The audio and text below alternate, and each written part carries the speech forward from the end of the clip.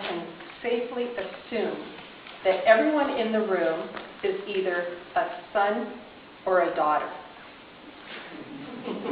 That includes our chair, the judges, my peers, and first-time visitors. Welcome. First things first, the definition of your LOP. When I make a suggestion of your LOP, what I'll be referring to is your likeness or similarity of a parent. Your likeness of a parent. So come back with me to a time, the grocery buggy. First few years we sit on the upper level in a grocery buggy, then we move into the lower part, 5 or 6 years old.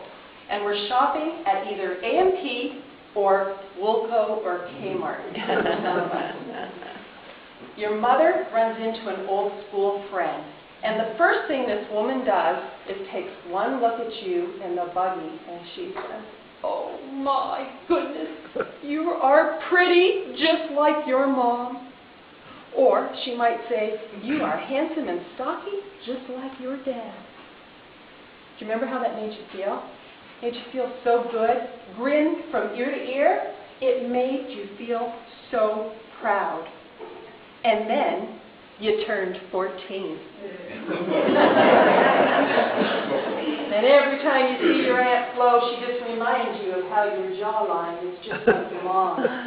And what goes through your head is, and I just know I'll probably never get a date because of that jawline. Or good old Uncle Harry reminds you how you've got curly and wavy hair, just like your dad. Well, what goes through your head is, my dad's overweight and he doesn't have any more hair on his head. But thanks, Uncle Harry, for the compliment. And you know what?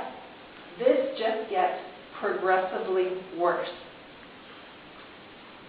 Knowing full well your dad is a DeWalt man, you go out and buy your first power tool, and you come home to show your dad, and it's a Black & Decker.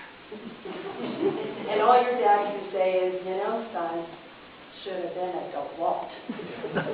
Should have been a DeWalt." Well, as for me, my mother comes into my brand new home, stands in front of the kitchen sink, and says, "Nanette, where is your tapis?"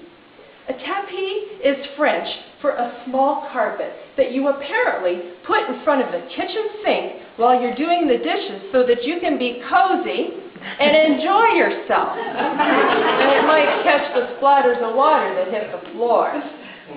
Let me tell you, on this day, I looked at my mother and I said, "First of all, Ma, I will never have a tapis in front of my kitchen sink.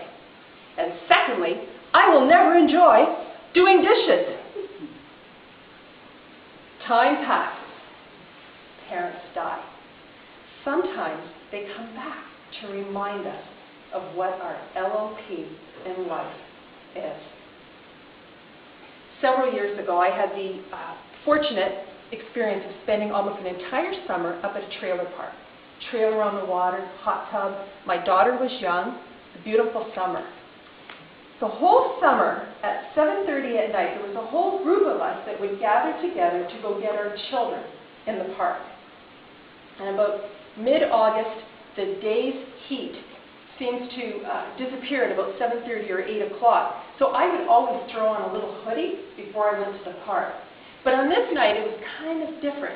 It was a little bit eerie because as I was heading towards the park area, I noticed that I was alone, which is really, truly unusual. There was usually a whole group of us. But on this night, I threw my little hoodie on over, and I went to the edge of the park, and you wait to acknowledge your cub. I was waiting for my daughter to acknowledge me. So as I stood there, she eventually saw me. I would make eye contact with her, and I would wave her on home. Did that all summer long. This night was different. So I headed back to the trailer, and on my way back to the trailer, I think because I was mostly alone, I could hear the rocks under my feet making a lot of noise.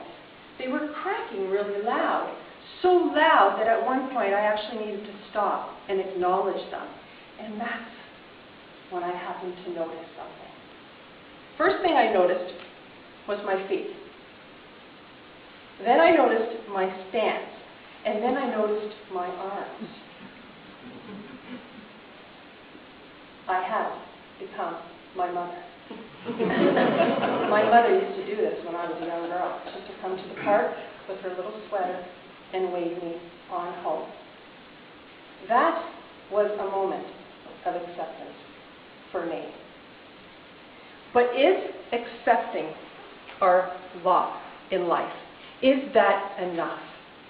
Would embracing our LOP be better? Embracing our LOP. Inevitably, one of your sons are going to come home one day and they're going to say, Dad, I'm going out to buy my first power tool. What do you suggest? You might want to suggest that he gets a DeWalt, just like his grandfather always had. And as for me, after that encounter with my mother, I ran out to local Walmart. I found myself the thickest, sexiest tapis I could find. And I've got to tell you, every once in a while, I warn my family, do not put the dishes in the dishwasher tonight. It's my night to do the dishes. It's my night to have my happy toes going in this carpet, in this tapis, and to immerse my hands in the hot soapy water and actually enjoy hand washing the dishes. You know what? My mom was right. She was right about this whole experience. It's almost spiritual. My name is Annette, and I am truly Noella's daughter, and I have learned to embrace my jawline. Have you learned to embrace yours? Mr. Chair.